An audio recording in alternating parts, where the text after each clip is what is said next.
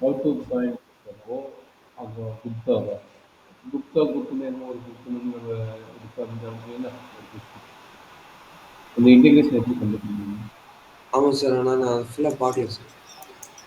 அது என்னடா ஒண்ணு பார்த்தீங்கன்னா, அப்புறம் அனுப்புறீங்கன்னா, அத ஃபுல்லா பார்க்கணும். அது என்ன ஃபுல்லா பார்க்கலன்னு ஒரு அர்த்தம்.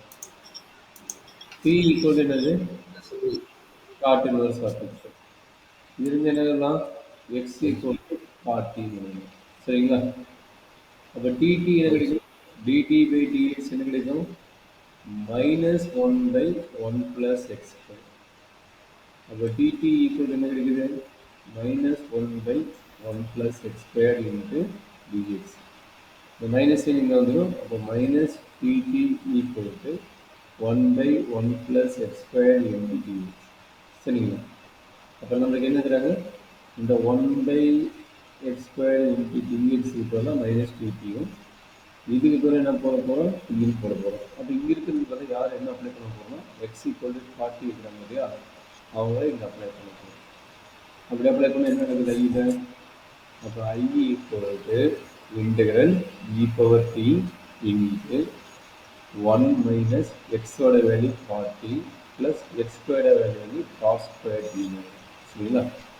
into dx by 1 minus x 1 plus x square value minus dt by t minus dt देगा only minus t minus dt देंगे और minus dt बनेगा.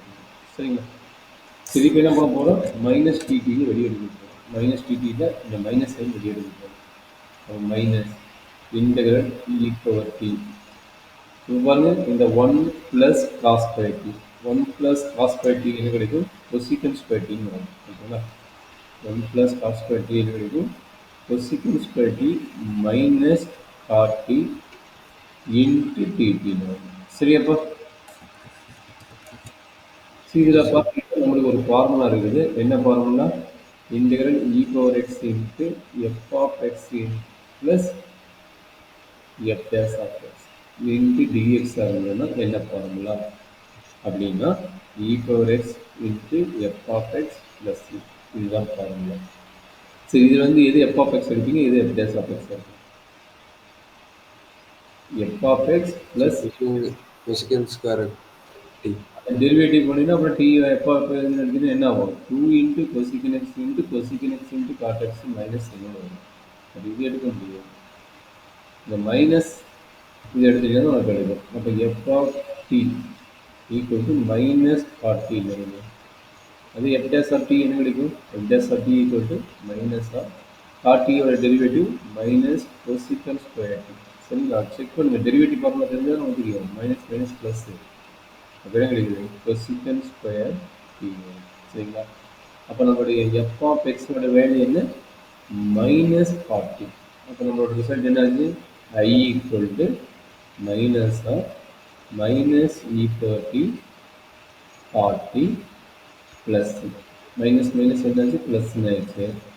ப்ளஸ் போட்டிங்கன்னா e power t into 40 plus டீயோட வேல்யூ என்னம்மா? டீயோட வேல்யூ 40 இன்வெர்ஸ் ஆஃப் எக்ஸ். ஓகேங்களா? டீயோட வேல்யூ 40 இன்வெர்ஸ் ஆஃப் எக்ஸ். அப்போ என்ன நடக்குது? that is equal to e power cot inverse of x into cot of cot inverse of x plus இது simplifies என்ன தெரியுது? ஐயோட value e power cot inverse of x cot inverse cancel பண்ண x வரும். அந்த x வந்து நம்ம முன்னாடி எழுதிக்கிறோம் ப்ளஸ் இதுதான் என்ன ஆன்சர்.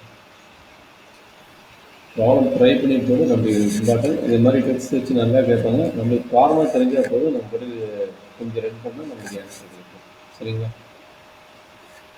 சரி.